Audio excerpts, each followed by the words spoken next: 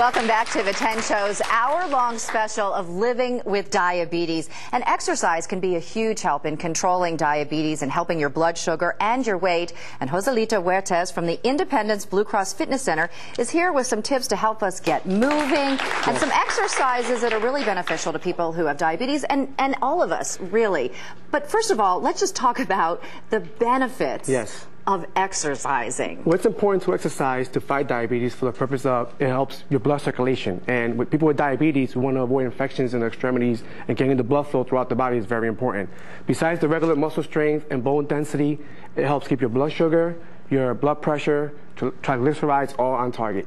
So how do you know, especially if you're diabetic, if you're getting enough exercise or if you are exercising too much? Because that can also be a problem too if you're diabetic, right? Correct. And it's not only for diabetics, it's for the general population. 30 minutes a day for adults, most days of the week, about 5 times a week. And then for younger people, children, teenagers, 1 hour most days of the week.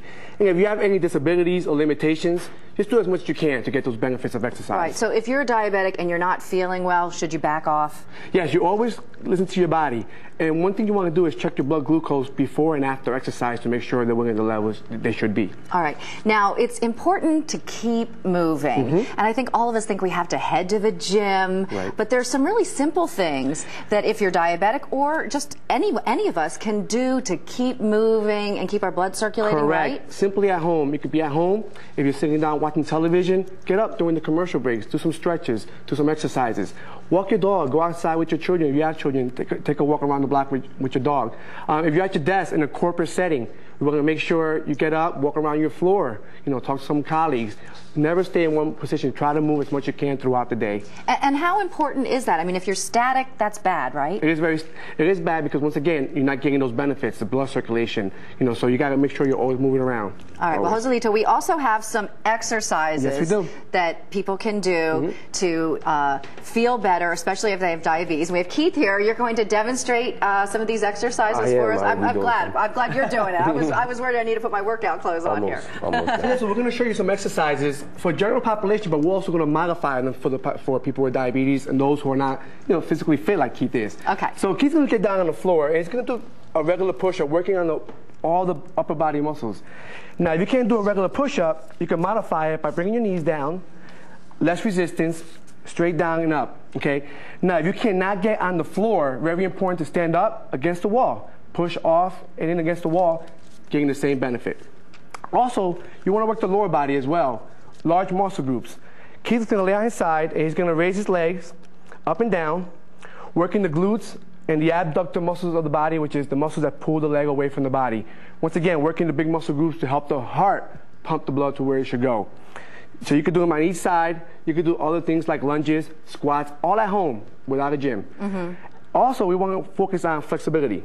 Right. And how important is flexibility? Flexibility is very important to avoid injuries while you're exercising, also improve circulation, and at the same time, your range of motion. As we get older, we tend to lose our range of motion, so we'll keep it and we also can improve it. So right now, Keith is stretching the lower back and the hamstrings.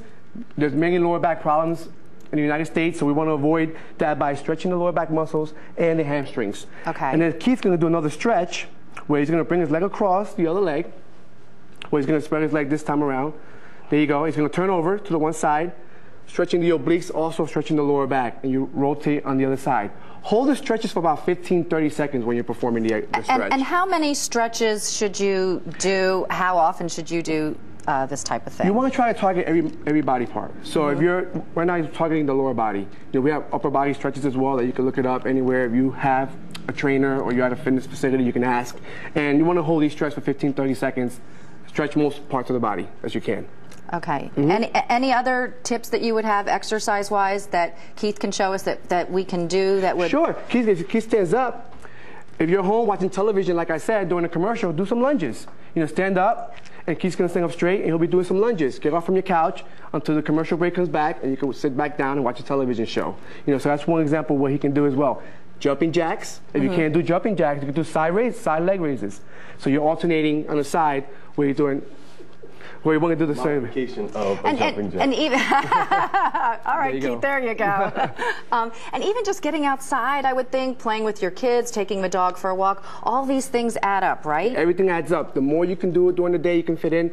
And if you don't have 30 minutes, break it up. 10 minutes here, 10 minutes in the afternoon, 10 minutes in the evening after dinner. So you can break it up as well. It doesn't have to be consecutive. And it'll be such a difference, especially if you have diabetes, right? If you're doing these different exercises and keeping yourself moving. Correct. It makes a complete difference, especially for the circulation of the body, to avoid those problems down the line. All definitely. Right. Well, thank you both. We appreciate you being here. Thank you for having us. And speaking of keeping moving, we want you to keep on moving on October 2nd. Come out and join us for the Step Out Walk, presented by Independence Blue Cross. It's at the Museum of Art in Philadelphia. It's Saturday, October 2nd at 8 a.m. Bring your team. Lori Wilson is the MC. She'll be looking for you. So hopefully you'll be there, and just come to our website and search Step Out Walk. And coming up next on the 10 Show, Welcome back. Our full hour of tips for living with diabetes continues here on the 10 Show. And the symptoms of this chronic illness often go undiagnosed. And the medical director from Independence Blue Cross, Dr. Ron Brooks, is here now to spell out the symptoms to look for and also to offer advice to manage diabetes. Dr. Brooks, thanks so much for joining us. Thank you. I have to tell you, my 17-year-old stepbrother, he was 17 at the time, he was diagnosed with juvenile diabetes. And it was really difficult because he was a young man. He was in his senior year in high school and getting ready to go off to college, and it really presented a problem. And at first, they didn't know what it was. I mean, the symptoms are hard to detect sometimes. What should we be looking for? Well, I think the symptoms to look for first is frequent urination, increased thirst, feeling very hungry, fatigue. Those are some of the symptoms that are typical of diabetes. And just as Jim Coleman talked about, oftentimes people just think these are normal. And what I always tell people is that if you notice that you're much more thirsty than your friends, that you're going to the bathroom much more frequently than your friends, that's when you have to say, aha, there's something wrong with me. Also, fatigue can be a problem, especially with young people. You wouldn't expect them to lose energy, so that can be a problem. And weight loss. So people can start losing weight when they're not really trying to lose weight.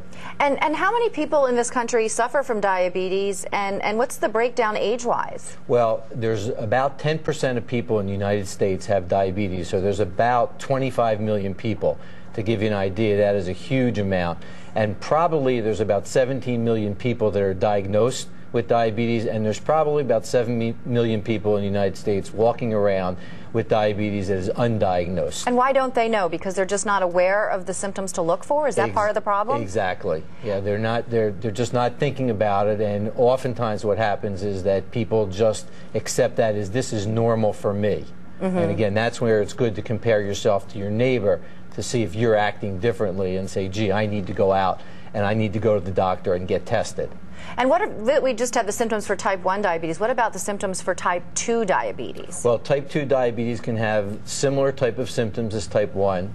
In addition, you can have frequent infections, so that if you're winding up with frequent urinary tract infections or skin infections or gum infections, that's something that can happen. Sometimes people can get what's neuropathy, which means that they can get numbness or tingling, unexplained feelings in their extremities. So that's another sign of type 2 diabetes. When your blood sugar goes up, it can affect your vision, so that you can get blurred vision. So again, oftentimes people will put off going to the eye doctor, thinking that they're just getting old and their vision is getting a little blurry, but it's because their blood sugar is elevated, so they need to go and get that checked. And there are a lot of things that people can do to manage their diabetes. I mean, it can be dangerous, but it's not the end of the world if you know how to take care of it, right? Absolutely. It is extremely important, once you know that you have diabetes, to begin to manage it appropriately. And it's a very simple thing to remember, the ABCs of diabetes. Right, I like that. And they are? The hemoglobin A1C, which is a measure of where your blood sugar's been over the past 3 months. So that it gives the physician a better idea, not just of where you are at that specific second when you're getting your blood sugar done, possibly in their office, but really how well your control has been over the past 3 months.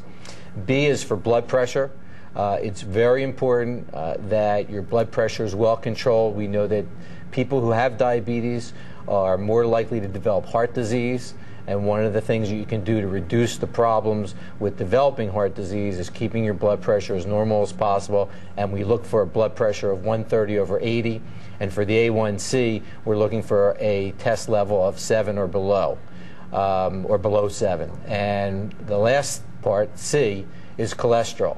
Again, we talked about heart disease. Everybody's familiar with cholesterol. We want to keep the bad cholesterol, the LDL cholesterol, below 100 if you're diabetic. And actually, if you have heart disease and you have diabetes, we want to keep it below 70. So those are the important three things: the A1C, blood pressure, and your cholesterol. Right, and then we talked about eating right and exercising, and also maybe even joining a support group, right? Yes, that's very important. You have diabetes, your physician doesn't.